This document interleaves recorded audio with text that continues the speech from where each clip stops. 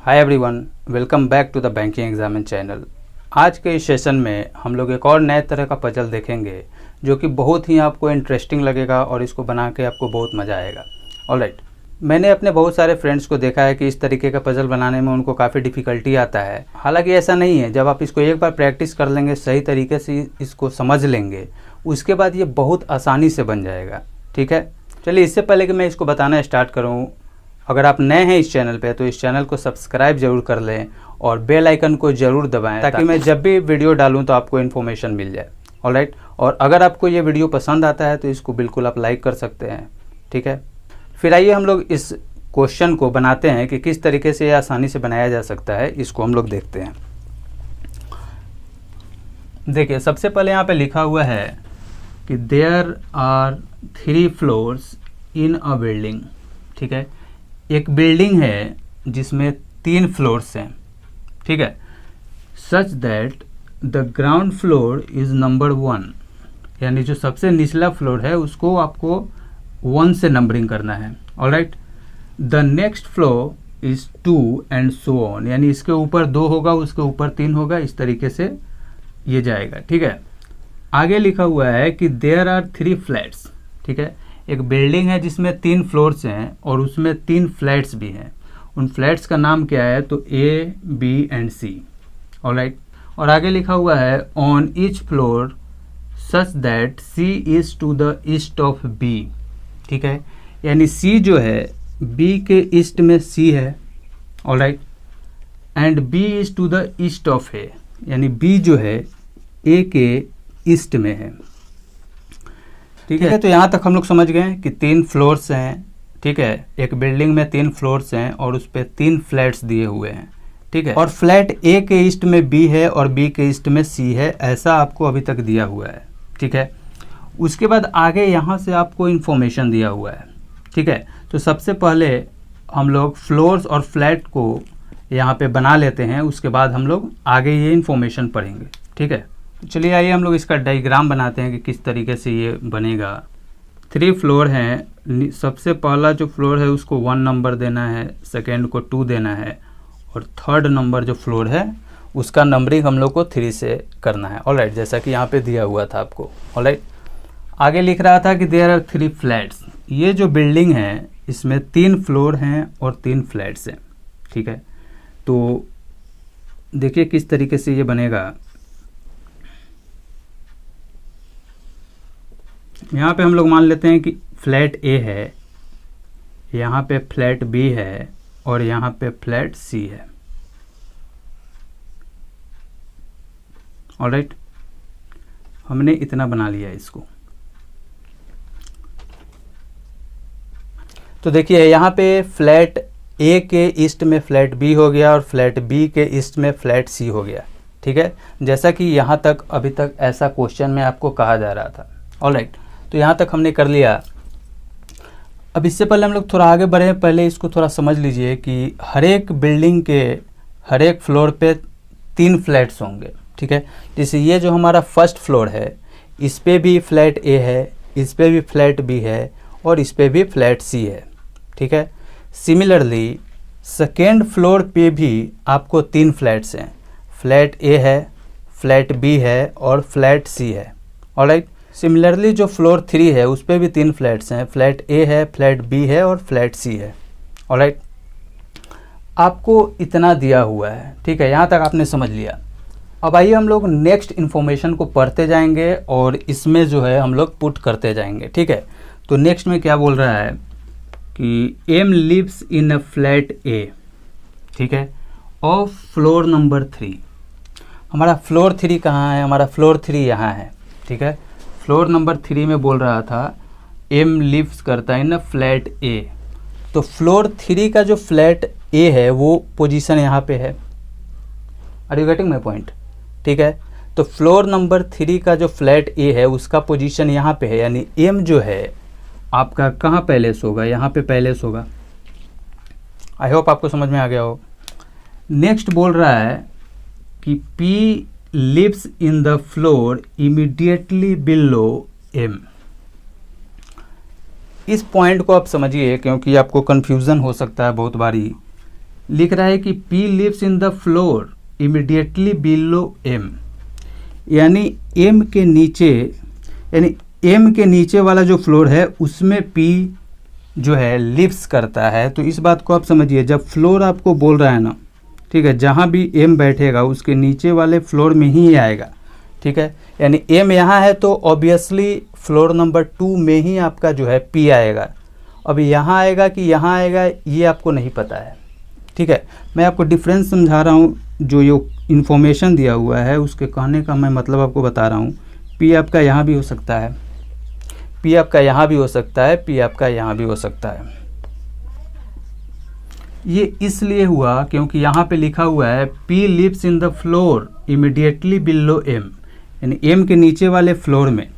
लेकिन अगर ये यहाँ पे फ्लोर नहीं दिया हुआ होता, इस बात को बहुत फोकस से समझिएगा, अगर ये फ्लोर नहीं दिया हुआ होता, सिर्फ लिखा रहा, सिर्फ ऐसा लिखा हुआ था कि P lives immediately below M, तब जो है यानी P आपका हमेशा यहीं बैठता, ठीक है। लेकिन यहाँ पे फ्लोर दिया हुआ है तो इस बात को आप समझिए कि M के डायरेक्ट नीचे बैठेगा, ऐसा ज़रूरी नहीं है, ठीक है। यानी यहाँ भी P बैठ सकता है, यहाँ भी बैठ सकता है और यहाँ भी बैठ सकता है। फिलहाल अभी इतना कहा जा रहा है। आइए नेक्स्ट पॉइंट पढ़ते हैं। लिख रहा है कि F lives to the immediate east of P, ठीक है। यानी P जहाँ भी होगा उसके इमीडिएट, या इसको हम लोग इस तरीके से लिखें, P के इमीडिएट ईस्ट में F बैठेगा, यानी ये दोनों जो है हमेशा साथ में बैठेगा, ठीक है। दोनों को सर्किल करके आप क्रॉस कर दीजिए, इसका मतलब है जब भी आएगा तो ये इसी पोजीशन में आएगा। ऑलराइट, आगे हम लोग पढ़ते हैं। लिख रहा है कि Q lives below F into flat C, ठीक है। यानी F के नीचे, यानी F के नीचे जो है Q बैठेगा और ये Q जो है फ्लैट C में बैठेगा। अभी तो यही दिया हुआ है ना कि Q lives below F in flat C, ठीक है। यानी Q जो है F के नीचे आएगा और फ्लैट C जो है उसमें आएगा। अब ये फर्स्ट पे आएगा, सेकंड पे आएगा, थर्ड पे आएगा, हम लोग आगे देखेंगे। ऑलराइट, नेक्स्ट इन्फॉर्मेशन दिया हुआ है O lives to the west of G, ठीक है।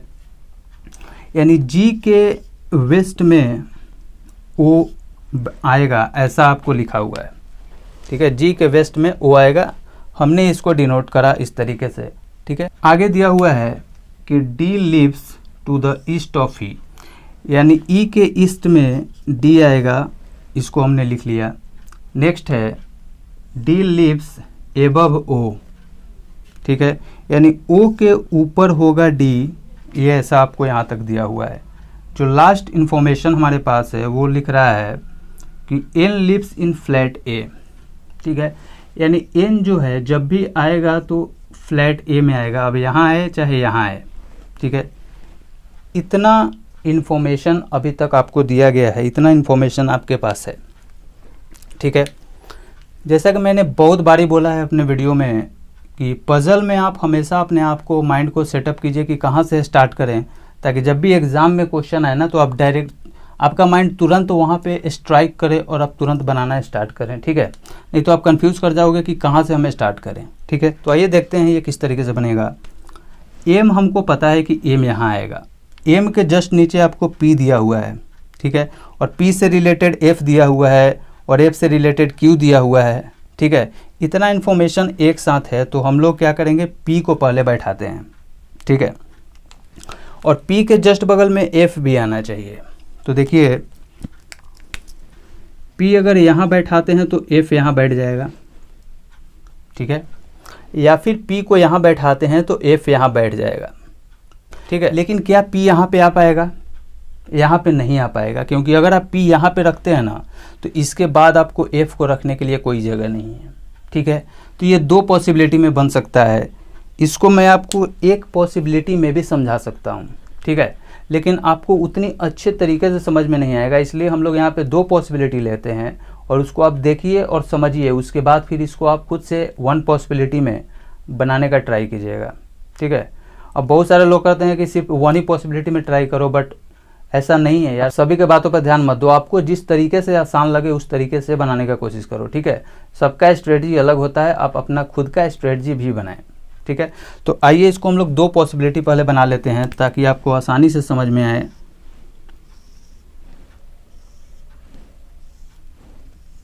चलिए सिमिलरली हम लोग यहाँ भी लिखेंगे flat A, flat B, flat C, alright, ठीक है। तो एक पोजीशन हमारा हो गया कि फ्लैट ए में पी बैठ जाए और एफ यहाँ बैठ जाए, ठीक है, क्योंकि पी के जस्ट बगल में एफ को आना है, ठीक है। एक पोजीशन है कि पी यहाँ बैठे और एफ यहाँ बैठ जाए, ठीक है। तो पहले तो एम यहाँ पे बैठा हुआ है ना, ऑलरेडी एम यहाँ पे बैठा हुआ है, ठीक है। हमने पी को यहाँ पे बैठा दिया, फ्लैट ए में बैठा दिया। इस बार हम लोग पी को फ्लैट बी में बैठाएंगे, ठीक है। तो ये 2 कंडीशन आपके पास है। अब देखिए इसका काम हो गया, पी एफ का भी काम हो गया। नेक्स्ट दिया हुआ है कि एफ के नीचे क्यू है और क्यू जो है फ्लैट सी में है, ठीक है। तो एफ कहाँ है आपका, एफ यहाँ है और इसके जस्ट नीचे आना चाहिए फ्लैट सी में। तो फ्लैट सी यहाँ है और एफ के नीचे आपका क्यू कहाँ आएगा, 100% यहाँ आएगा, ऑलराइट। अब देखो यहाँ पे एफ है और एफ के नीचे आना चाहिए और फ्लैट सी में आना चाहिए, ठीक है। यही बोल रहा है ना, फ्लैट सी में एफ के नीचे। तो एफ यहाँ है तो क्यू यहाँ आ जाएगा फ्लैट सी में, एफ के नीचे आ गया, ठीक है। चलिए इसका भी काम हो गया। चलिए नेक्स्ट इन्फॉर्मेशन हमारे पास क्या है कि जी के वेस्ट में ओ है और ई के ईस्ट में डी है और ओ के एबव में डी है। और एक इन्फॉर्मेशन और दिया हुआ था यहाँ पर कि एन जब भी आएगा फ्लैट ए में आएगा। तो इस वाले पोजीशन में देखिए एन का पोजीशन तो यही है, क्योंकि और कोई तो बचेगा नहीं। एन जब भी आएगा तो फ्लैट ए में आएगा, तो इसके लिए तो एक ही पोजीशन बच रहा था। इस वाले में देखिए तो 2 पोजीशन है आपके पास एन का, यानी अभी आप कंफर्म नहीं है कि एन कहाँ आएगा। इसको भी हम लोग डिनोट कर देते हैं कि फ्लैट ए में ही आएगा, ठीक है। तो अभी इसको हम लोग रहने देते हैं, पहले इसको देखते हैं। यहाँ पे हमारा हो गया। अब यहाँ पे ध्यान दीजिएगा, लिख रहा है कि जी के वेस्ट में ओ है, ठीक है, और ओ के ऊपर में डी है, ठीक है। यानी इतना तो कंफर्म है कि यानी कोई भी फ्लोर में 2 पोजीशन खाली रहेगा तभी ये वाला कंडीशन आप लगा सकते हो या फिर ये वाला कंडीशन को आप पुट कर सकते हो वहाँ पे, ठीक है। तो यहाँ पे आइए तो फ्लोर फर्स्ट में देखते हैं, तो यहाँ पे 1 पोजीशन है, यानी इस दोनों इंफॉर्मेशन को आप यहाँ पे पुट नहीं कर पाओगे, ठीक है। यहाँ भी देखें फ्लोर 2 में देखें तो यहाँ भी 1 पोजीशन है, यानी यहाँ पे भी नहीं बैठा पाओगे। फ्लोर 3 में 2 पोजीशन है, ठीक है, लेकिन आप किसको बैठाओगे। हमारे पास 2 ऐसे इन्फॉर्मेशन हैं जिसके 2 पोजीशन जिसमें चाहिए, ठीक है। मान लो कि ई और डी को यहाँ बैठा दोगे तो फिर ओ और जी के लिए कोई पोजीशन नहीं बचता यहाँ पे। जैसे ई डी 2, जिस तरीके से ई डी 2 पोजीशन ले रहा है ना किसी एक फ्लोर में, उसी तरीके से ओ और जी के लिए भी 2 पोजीशन चाहिए किसी एक फ्लोर में। हमारे पास तो यहाँ पे फर्स्ट फ्लोर में एक ही पोजीशन है, सेकेंड फ्लोर में भी एक ही पोजीशन है, यानी यहाँ जो ये कंडीशन है ये कंडीशन आपका गलत हो जाता है, ऑलराइट। ये जो कंडीशन है ये गलत है। अब नेक्स्ट वाले में हम लोग देखते हैं कि किस तरीके से कौन बैठ सकता है। अब देखिए जी के वेस्ट में ओ है और ओ के ऊपर ई और डी दोनों को आना है, ठीक है। तो अब यहाँ पे बैठा के देखिए, क्या हम जी और ओ को यहाँ बैठा सकते हैं, क्या इसको हम लोग यहाँ बैठा सकते हैं। अगर इसको आप यहाँ बैठाते हो तो फिर ओ के ऊपर ई और डी आना चाहिए, तो इसके ऊपर कहाँ है आपके पास पोजीशन। क्या हमारे पास कोई पोजीशन बच रहा है, नहीं बच रहा है, ठीक है। तो इस केस में यहाँ पे हम लोग ओ और जी को नहीं बैठाएंगे, ये गलत है, ठीक है। तो कहाँ बैठेगा, जी को हम लोग अगर यहाँ बैठाते हैं तो ओ यहाँ बैठ जाएगा, जी को यहाँ बैठाते हैं तो ओ यहाँ बैठ जाएगा, ठीक है। और ओ के ऊपर ई और डी है तो 2 पोजीशन हमको चाहिए, तो यहाँ तो 1 पोजीशन है। वैसे भी एन जो है फ्लैट ए में आना था तो एक ही पोजीशन है एन के लिए, ठीक है। एन को भी तो आना था फ्लैट ए में ही ना, तो एक ही पोजीशन तो बच रहा था एन के लिए। तो एन को हम लोग जब यहाँ पैलेस करते हैं तो ई और डी के लिए हमारे पास सिर्फ एक ही पैलेस बचता है और वो है ई और डी यहाँ, ऑलराइट। अब देखिए ओ के ऊपर ई और डी है तो ओ के ऊपर ई और डी आपका पैलेस है, यानी ये जो कंडीशन है ये आपका सही आंसर है, आई होप आपको ये अच्छी तरीके से समझ में आया हो। अगर आपको नहीं समझ में आया है तो इस वीडियो को फिर से देखिए, फिर से समझिए। ये बहुत इजी वे में बनता है, ठीक है। जब आप प्रैक्टिस कर लोगे ना तो एग्ज़ाम में आप बहुत आसानी से इस तरीके के क्वेश्चन को बना सकते हो, ठीक है। SBI PO और IBPS PO में इस तरीके का पजल आपको डेफिनेटली मिलेगा, ठीक है। और ये देखने से आपको हार्ड लगता है, बट आप अगर सही में अच्छी तरीके से प्रैक्टिस करेंगे और एक बार अच्छी तरीके से समझ लेंगे तो ये बहुत आसानी से बनेगा। आप इसको 1 से 2 मिनट में बना लोगे, ठीक है। बाकी ये आपको कैसा लगा पजल, आपको समझ में आया या नहीं आया, आप बिल्कुल कमेंट कर सकते हैं। Alright, and if you like the video, please press the like button and subscribe the channel, and thank you so much for supporting our videos and channel as well. Thank you so much.